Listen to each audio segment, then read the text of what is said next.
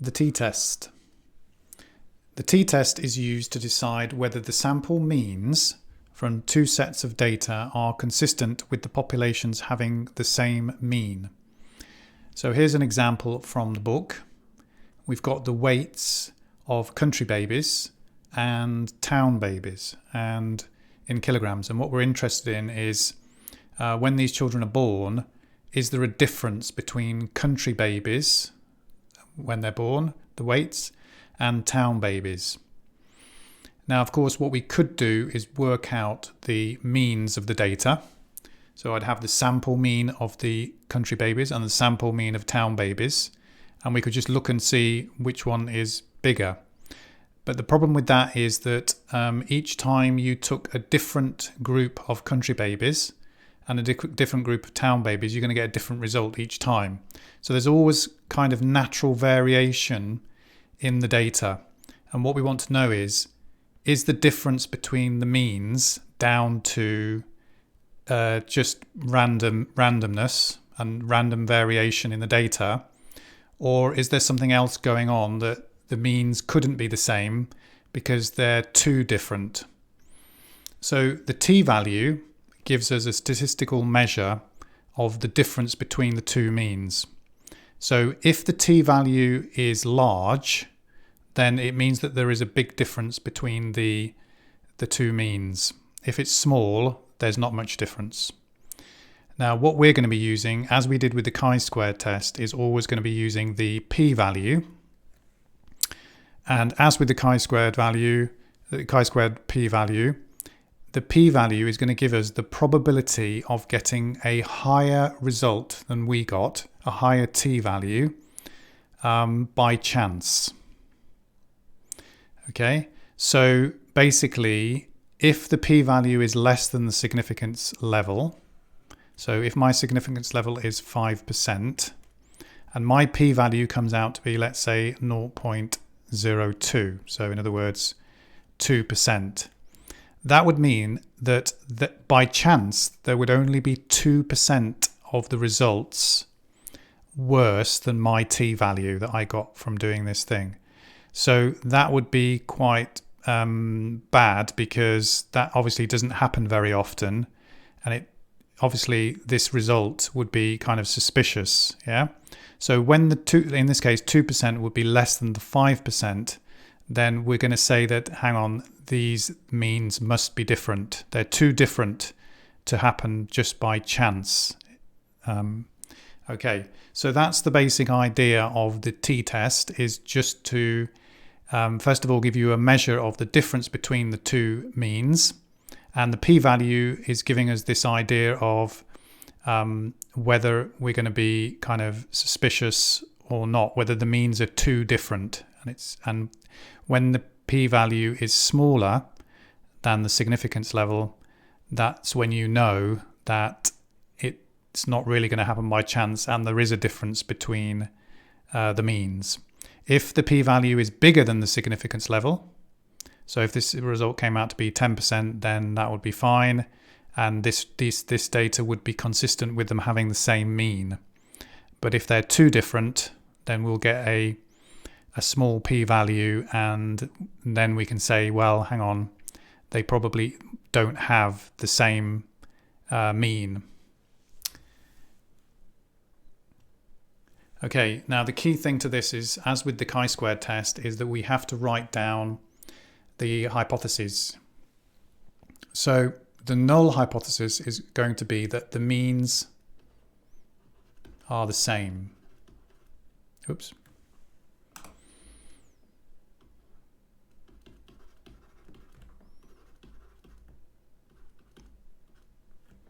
Hang on, make a mess of this. So the means are the same. That's always going to be the null hypothesis here. The alternative hypothesis, at the moment, there's going to be different versions I'll show you later, is that the means are not the same.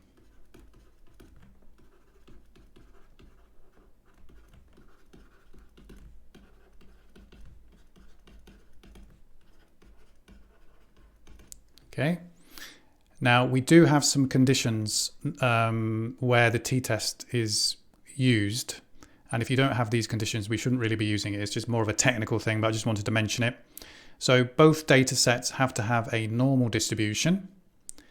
Okay, so that's usually something that we can assume, like the baby's weights and things like that. Generally, they would have a normal distribution. So that's fine. And we also have to make this assumption that the population standard deviations are the same. Again, it's a bit of a assumption, but generally it should be okay, especially in the examples that we're going to do. So officially, this test that we're going to do is called a pooled two-sample t-test. That's the official name of it. Okay, let's see how we can do it on the calculator. So the first step is to enter the data into the lists. So we go to Stat, Edit, obviously clear the lists first.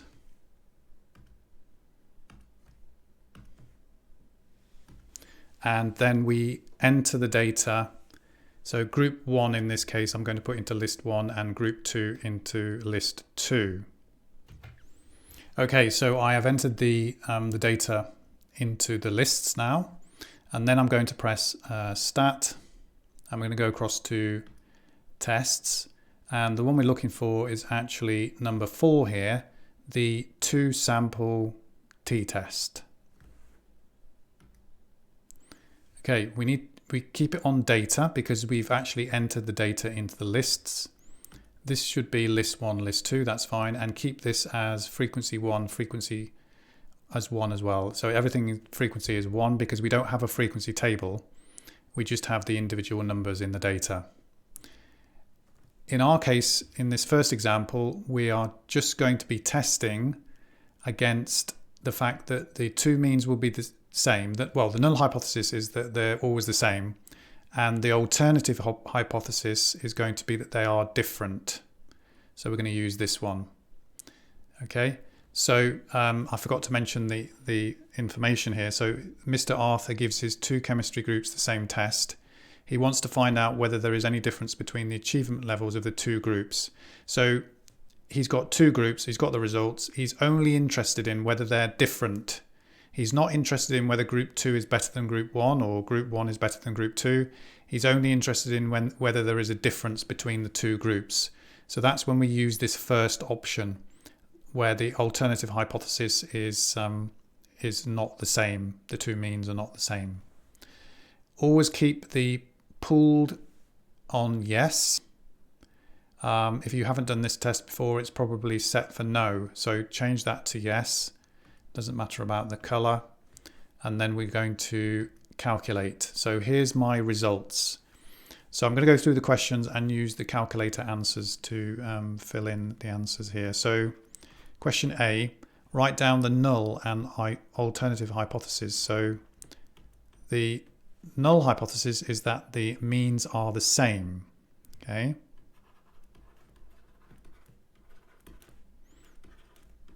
Now, if you want a shorthand way of writing that, you could do what the calculator did, and you could write it as first mean is the same as the second mean, something like that. So this is what you'll see sometimes. It's quite a good shortcut. So the first population mean is equal to the second population mean. And the alternative hypothesis would be that the means are different. Yeah, so this is all the same. Or you could write it that the the first population mean of the first group is different, not the same as the second one. So that would be a good shorthand way of writing the hypotheses. Find the t-value and the p-value. Well, we have the t-value here. T-value is minus 0.235 and the p-value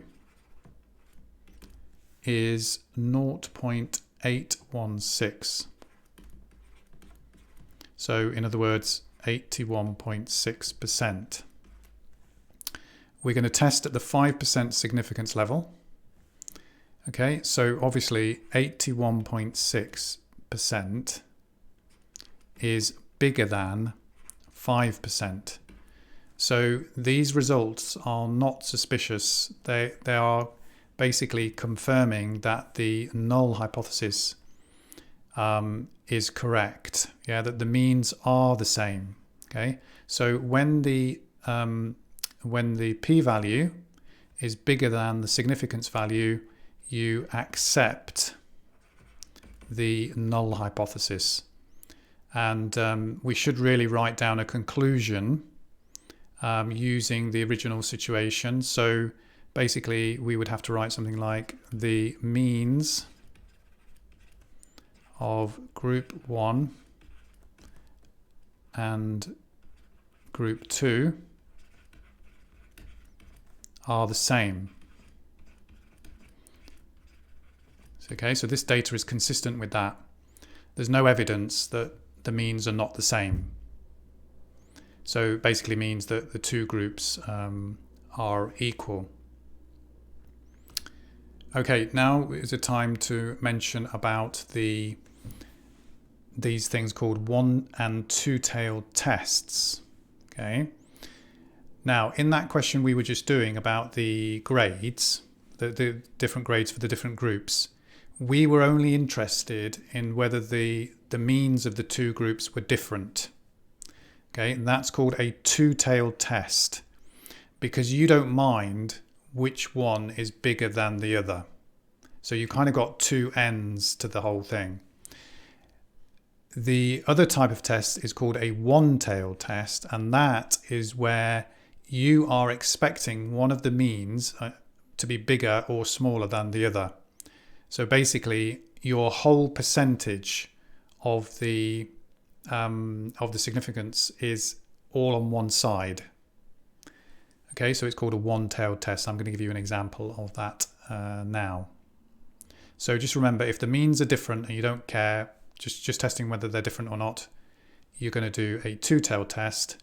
And if one of the means is expected to be bigger or smaller than the other, and you're just testing on one side, then it's called a one-tailed test. Now, actually, while we're doing that, we can actually write out the alternative hypothesis. There was the null hypothesis is always that the first mean is equal to the second mean. That's always the null hypothesis. If you have a two-tailed test, then the alternative hypothesis is that you're just testing whether the means are different or not the same. But for a one-tailed test, you are actually testing either that the first one is bigger than the second one or the other way around. So in these types of situations, you have to either have a greater than or a less than for the alternative hypothesis. Okay, let's see an example. Okay, an oil company claims to have developed a fuel that will increase the distance travelled for every litre of fuel. 10 scooters are filled with 1 litre of normal fuel and 10 scooters are filled with 1 litre of the new fuel. And the distances are given here. So in this case, can you see that we're trying to investigate? We're not interested in just the fact that they're different. We're interested in, is the new fuel better than the original fuel? In other words, will you be able to travel more kilometers on the new fuel as opposed to the old fuel? Okay, so this is going to be a one-tailed test because we just want to know whether the new fuel is bigger than, the distances are bigger than the other one. Okay, so that's how this is going to work. This is a one-tailed test. So let's go through the questions. So write down the null and alternative hypothesis. So obviously the null hypothesis is that the population means are the same. The original fuel I'm calling 1 and the new fuel I'm calling 2. Now, because this is a one-tailed test, we're just interested in whether the new fuel, which is mu2, the average of that is bigger than the other mean, the first one. That's what we're interested in. So we're not interested in just being different, but just that one is bigger than the other. So it's a one-tailed test. So now we have to find the t-value and p-value. So again, we need to go out from here and go to Stat, Edit.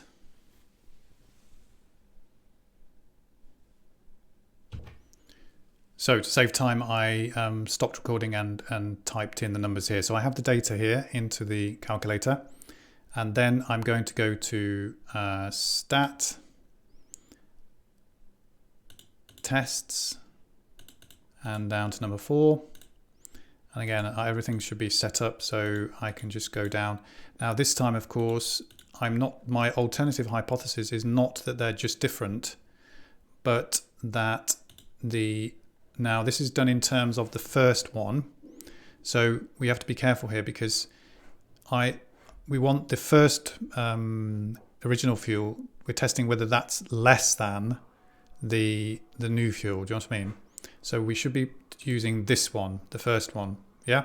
So it's always done in terms of the first one. So the first one, yeah, we're trying to test whether that's smaller than the second one because we've got the second one bigger than the first. So the first must be smaller than the second. Okay. Keep it on the pooled test. Yes. And then we calculate. So here's my results. So now we can fill them in. So find the t-value. So that will be minus 2.83.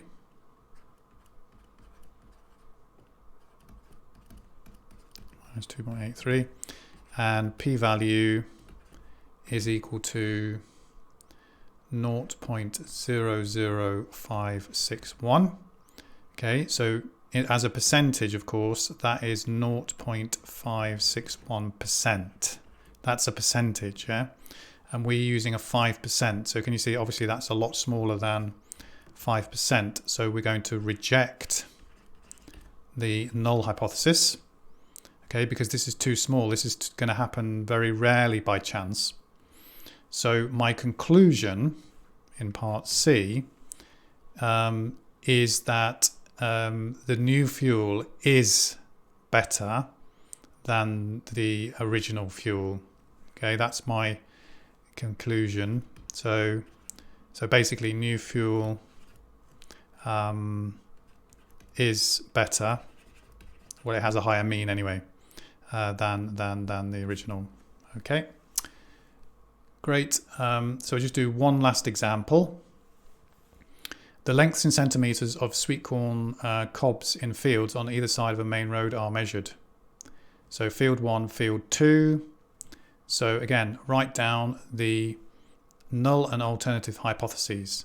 Now, we're not trying to work out whether one of them is bigger, a particular one is bigger than another. If they just said we're trying to work out whether field 2 is better than field 1, it doesn't say anything about that. So this is a two-tailed test. So this is actually the answer to part B. This is a two-tailed test. So our hypotheses are going to be that the first mean and the second mean are equal, and the alternative hypothesis is just that they are different. So we have that. So it's exactly the same then as before. I'm going to enter the data into the calculator. I will pause the video while I do that. Okay, here's the data in, and then we're just going to press Stat, Calc, Tests, go down to, number 4, Enter. Yeah, everything's how we want, but we just need to change this back to not equal to. Our alternative hypothesis is they're not the same. Yeah, that's on yes. Calculate. Let's see what happens. So the t-value is 0.535. And the p-value is 0.6 basically. So in other words, 60%. So obviously 60%, that's a good result. 60%, well, kind of good, because it just means that the fields are the same. So we're going to accept, yeah, when the 60% is bigger than 10%, then we're going to accept the null hypothesis. So our conclusion is that there is no difference between the means of these fields. The data is consistent with them having the same mean.